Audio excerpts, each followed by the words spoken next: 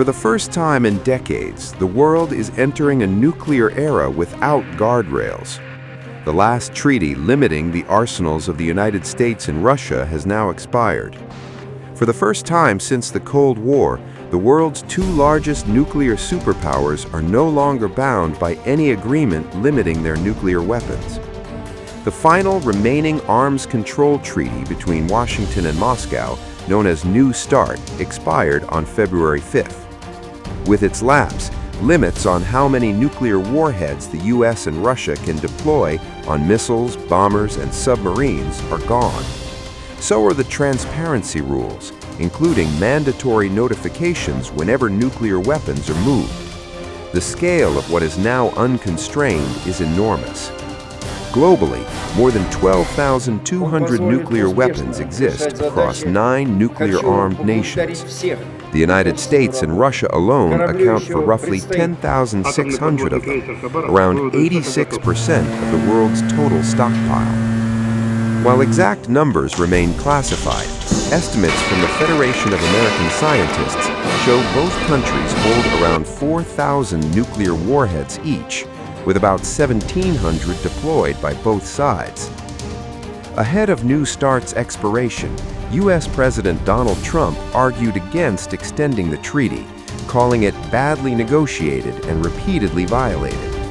He said instead, the United States should pursue a new, modernized nuclear agreement, and has insisted China be included in any future deal. China currently holds the world's third largest nuclear arsenal and aims to reach 1,000 warheads by 2030, still far below Cold War-era stockpiles. Despite the treaty's collapse, experts say the immediate risk is not a sudden surge in new nuclear weapons. However, some reports say just hours before the clock runs out, Washington and Moscow may be stepping back from the nuclear brink.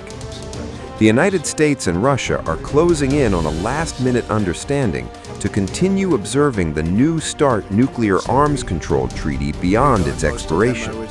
That's according to Axios, citing 3 sources familiar with the talks. Sources say negotiations have been taking place over the past 24 hours in Abu Dhabi. So far, no final agreement has been reached. According to the report, the proposal under discussion would see both sides voluntarily observe the treaty's limits for a short period, possibly up to 6 months. It remains unclear whether such an arrangement would be formalized in writing or rely on political assurances alone. The concern is how quickly existing warheads could now be deployed without limits, oversight, or warning. Russia's ability to expand delivery systems is constrained by production facilities already stretched by the war, but the arms control framework that once restrained both sides is now gone, and with it, a key pillar of nuclear stability. Along NATO's eastern edge, the message is being delivered not in words, but in fire. Near the Lithuanian port city of Klaipėda, U.S. Army HIMARS rocket artillery units have carried out live fire drills, launching 3 rockets out over the Baltic Sea in a joint exercise with Lithuanian forces. The location was not incidental. At just 50 kilometers from the Russian border, the launch was widely read as a deliberate show of force, and it did not stand alone. On the very same day, U.S. M1A2 Abrams tanks rolled into the winter camp exercise area, operating roughly 100 kilometers from Russian territory. 2 days earlier, American M2A3 Bradley fighting vehicles conducted live fire exercises in Poland at Bemowo-Piski, barely 60 kilometers from Russia's border. In the air and at sea, the pressure continued. A U.S. Navy P-8A Poseidon maritime patrol aircraft flew extended reconnaissance patterns near Russian-controlled areas of the Black Sea, tracking movement and mapping the battle space. Together, the deployments form a pattern, one that Russia cannot ignore.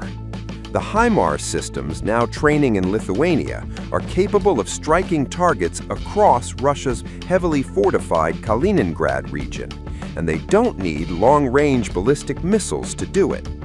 Even standard 277mm rockets place key Russian positions within reach.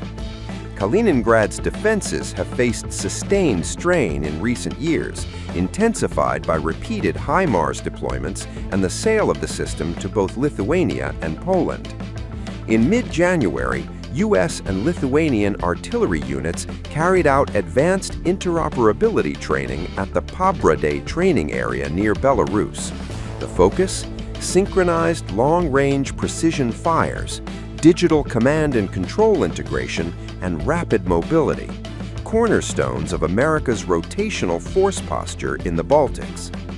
HIMARS has already proven its battlefield impact. In Ukraine, rocket artillery has shaped the conflict, with HIMARS strikes destroying air defense radars, missile launchers, logistics hubs, and command nodes far behind the front lines. One of the most lethal strikes came on January 1, 2023, when a HIMARS attack hit a temporary barracks in Donetsk, killing 89 Russian troops. While its firepower is more limited than heavier systems like the M270 or South Korea's Chunmoo, HIMARS offers something equally decisive: speed. Mounted on a 6x6, it combines mobility, survivability, and rapid air deployment, compressing long-range strike power into a weapon designed to appear, fire, and vanish. And near Russia's borders, that mobility speaks volumes.